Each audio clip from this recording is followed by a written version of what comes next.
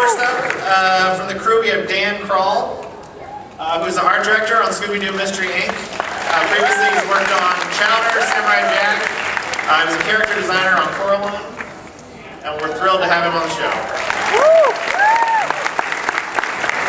Next, we have Mitch Watson, who is a head writer and producer of Scooby Doo Mystery Inc.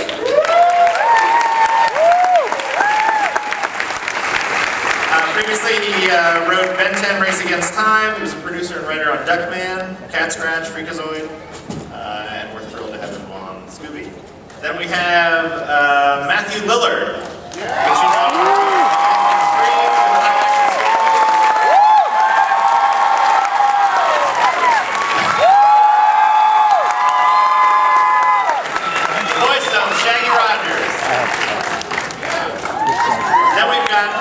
Tony Cervone, which you may know from Space Jam, co-creator of Duck Dodgers, and he's the supervising producer of Scooby Doo Mystery Incorporated. And last we have Spike Brandt, also from Space Jam and Duck Dodgers, and responsible for all the great commentaries that out there right now.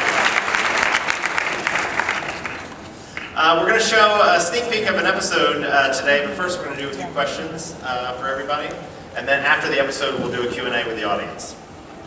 And so we'll start with the first question, which seems to be the most obvious question, which is for the entire panel, which is why on earth would we do another Scooby Doo series?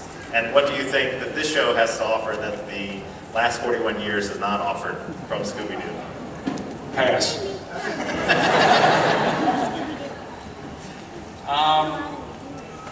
It turns out there's a lot that we don't know about Scooby Doo, and so in this show we decided to explore some of that. When we first started talking about Mystery Incorporated, we kind of started with the phrase "meddling kids." You know, a lot of times the bad guys, the villains, would say, "I would have got away with this if it weren't for you meddling kids and your dog." So that kind of like started us with going, "Hey, they're kids," you know. Really? We started asking questions like, in Scooby Doo, Where Are You? The original Scooby Doo, in the oldest shows, like, how old do you think they are? And we would get a widely varying response. Some people would say they're teenagers, other people would say they're college kids, some people say they're in their 20s, some people said they were in their 30s, and we were like, but there's no way these kids are in their 30s, so we decided, like, and also the other thing we did is we went back to the original pitch material for Scooby Doo, Where Are You? And read that, and it said, number one, they lived in Laguna Hills, so they're from Orange County, which we didn't know. And number two, it said that Freddy and Shaggy were 17, Daphne was 16, and Velma was 15. We were like, wow, we've been watching this for 40 years, and that seemed like news to us. So that got us going with, well, what would happen if we created a new Scooby show where they were kids, they were teenagers, and what does that mean? Teenagers, you know, they have parents, they live in a town, they go to school, they have friends, they have relationships, they're kids. And then the other part of that was they're meddling, which means they're kind of not doing what they're supposed to be doing. What does authority think of that? How does the local sheriff think about it? How do their parents feel about that? You know, they should be home. Parents in this show. Yeah, they actually have parents. Who are their parents? Some of these things have been touched on. You guys know this, you know, throughout the years. But this is kind of a reboot show. We always think of Mystery Incorporated as kind of like, for you DC fans, it's kind of like a parallel Earth. It's an Earth 2 version of Scooby Doo. So we borrow things throughout the 40-year history of Scooby Doo, but we kind of mix them up and use them in new and different ways. So it is kind of the reboot Scooby Doo. Tony, can you, just while you still got the mic, can you clarify the difference between like the home videos and the series? Like you said, Earth 2. The home videos, Spike and I produce those as well, and we kind of keep those as kind of the traditional Scooby. And when we got a chance to do the DVDs, we decided to go straight back to the Iwo Takamoto character designs and character models. So everything we use for the Scooby Gang and Scooby Doo on the DVDs, starting with Abracadabra Doo, continuing into Camp Scare. That is the original unfiltered Scooby Doo. So we have the classic Scooby, and then now we've got Scooby Doo Mystery Incorporated. Right, which is, well, like we said, it's the reboot. That was an amazing answer, wasn't it? Unbelievable. Very smart. I think the reason you go back to the show is here in the room. I mean, first of all, thank you all for showing up. It's amazing for your support. Thank you. But I think that people still love the show. And, you know, you can only watch it 1 million times before you need something else. I don't really like the show. Never wanted to do it, never wanted to work on it, but they begged me, so I came aboard and said, all right, I'll help you make something great.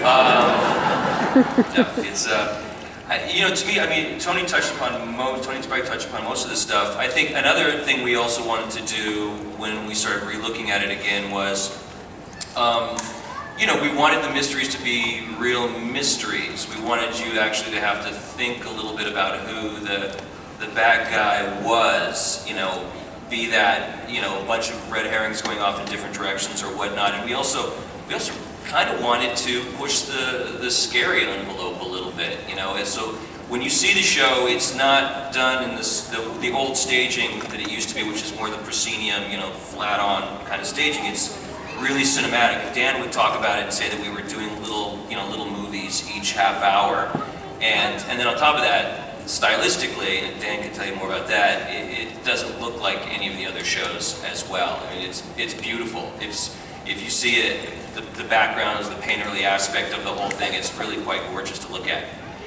Throw it into you, Dan. You should watch the show for the backgrounds, just from one luscious background to the next.